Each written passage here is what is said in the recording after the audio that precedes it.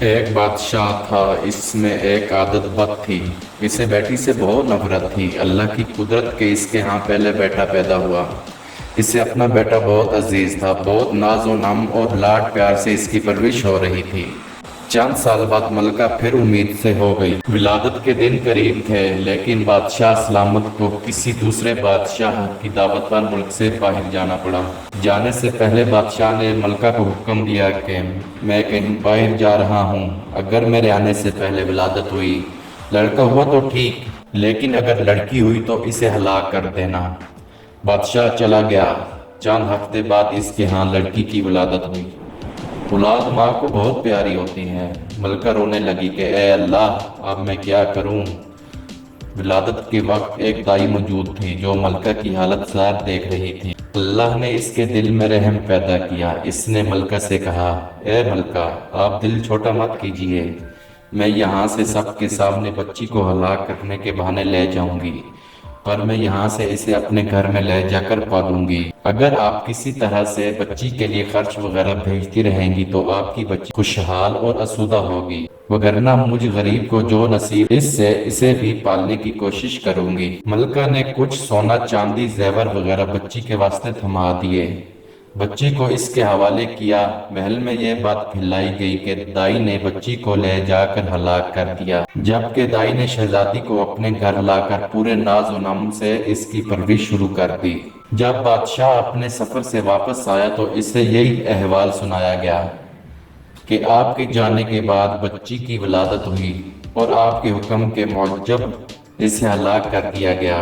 بادشاہ اپنی بدعادتی کے محض خوش ہوا۔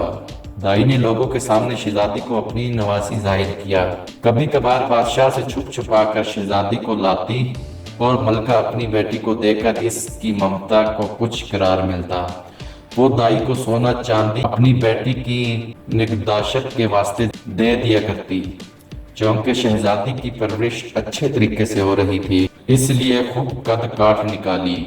خوبصورت تھی ہی، اس لیے جوان ہوتے ہی دنیا کے سامنے شہزادی نہ ہوتے ہوئے بھی شہزادیوں کی طرح دکھنے لگی۔ ایک دن بادشاہ کی سواری شہر سے گزر رہی تھی۔ اسی وقت شہزادی اور دائی بھی اسی رستے سے گزر رہی تھی۔ بادشاہ کی نظر شہزادی پر پڑی۔ پوچھا، یہ کون ہے؟ وزیر نے کہا، یہ اس بیچاری عورت کی نواسی ہے۔ بادشاہ نے حکم دیا، مجھے یہ بہت پسند آئی ہے، کل اس کے گھر میرے لیے رشتہ لے کر جانا۔ چونکہ حقیقت کا کسی کو پتہ نہیں تھا، اس لیے دوسرے دن وزیر، وکیل دائی کے گھر بادشاہ کے لیے اس کی نواسی کا ہاتھ مانگنے گئے۔ اب دائی کے عصیان خطا ہو گئے۔ یا اللہ، اب کیا کروں؟ اس نے صاف انکار کرتے ہوئے کہا، میں ایک غریب ہوں، میری نواسی بادشاہ کے لائق نہیں، اور نہ ہی بادشاہ کا کسی غریب سے رشتہ جوڑنا صحیح ہے، اس لیے دوبارہ اس سلسلے میں میرے گھر مت آئیں۔ بادشاہ خود تو نہیں آیا، لیکن دائی کے گھر رشتے کے لیے بہت سے بندے بھیجے۔ سب نے دائی کو بہت منت سماجت کی، لالچ دیے، دھمکی دی، لیکن دائی ٹس سے مس نہیں ہوئی۔ تب بادشاہ نے حکم دیا کہ دائی کو پکڑ کے خوب سزا دے دو تاکہ وہ رشتے کے لیے مان جائے۔ سپاہی دائی کو پکڑ کر بادشاہ کے سامنے لائے اور انہوں نے اسے خوب کوٹ کوٹ کر پیٹنا شروع کیا۔ سپاہیوں نے دائی کو کپڑوں کی طرح نچوڑ کر رکھ دیا۔ بیچاری پہلے سے ہی دو ہڈیوں پر تھی، اتنی مار برداشت نہ کر سکی اور بادشاہ کے سامنے چیخ پڑی، بادشاہ سلامت، یہ کوئی اور نہیں بلکہ آپ کی بیٹی ہے۔ اس نے اسے ہلاک کرنے کے بجائے لے جا کر اپنے گھر میں اس کی پرورش کی ہے۔ اب بادشاہ کو احساس ہوا کہ وہ کیا غلطی کرنے جا رہا تھا۔ خدا نے اس سے گناہ عظیم سے بچایا اور وہ زیادہ غصے میں آ گیا۔ اپنے بیٹے یعنی شہزادے کو بلا کر حکم دیا کہ اپنی بہن کو جنگل میں لے جا کر قتل کر دے اور اس کی آنکھیں نکال کر اور گردن کا خون لا کر مجھے دکھا دے تاکہ مجھے یقین ہو جائے۔ شہزادہ پریشان ہوا کہ وہ کیسے اپنے ہاتھوں سے اپنی بہن کو قتل کرے، اس کی آنکھیں نکالے اور اس کے گردن کا خون لا کر باپ کو دکھا دے۔ اسے کسی صورت یہ گوارا نہ تھا کہ اگرچہ اسے اپنی بہن کے متعلق اب معلوم ہوا، لیکن اسے پتا تھا کہ بادشاہ ہر صورت اپنی بیٹی کو ہلاک کرنا چاہتا ہے۔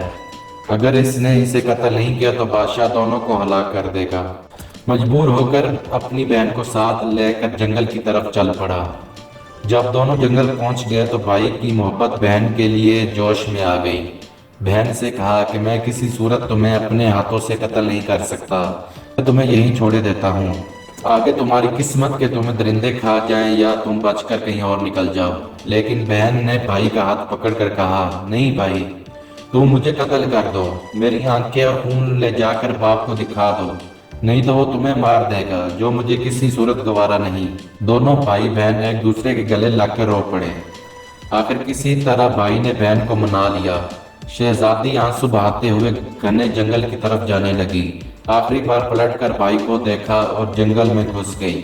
इसके बाद शहजादे ने इधर उधर ढूंढकर एक हिरन का शिकार किया, इसके गर्दन का खून निकाला और आंखें निकाल कर ले जाकर बादशाह को दिखा दी। बादशाह ने आईना मंगवाया, इसमें इन आंखों को और अपनी आंखों को गौर से देखा। जब इसको यकीन हो गया कि आंखों का रंग एक ही है, तब इसे तसल्ली हुई। मलका ने किसी तरीके से शहजादे को बुलाकर इससे बेटी के मुतालिक पूछा। शहजादे ने माँ के सामने सारा अहवाल गोश गुजार कर दिया। मलका ने मुंह आसमान की तरफ करके हाथ ऊपर उठाए और दुआ मांगी, ए अल्लाह, तू मेरी बेटी की हिफाजत कर, इसे अपने अमान में रख और इसे किसी अच्छी जगह पार लगा। अब आगे शहजादी का किस्सा सुनिए। शहजादी जंगल में रहने लगी और भूख मिटाने के लिए जंगली फल और फूल बूटे खाकर अपना वक्त गुजारने लगी। इस दौरान बहुत सा वक्त गुजर गया। झाड़ियों कांटों से उलझकर इसके बुसीदा कपड़े तार तार हो गए। आखिरकार इसके बदन पर कोई कपड़ा न रहा। एक दिन किसी और मुल्क का बादशाह अपने लाओ लश्कर के साथ इसी जंगल के रास्ते से गुजर रहा था।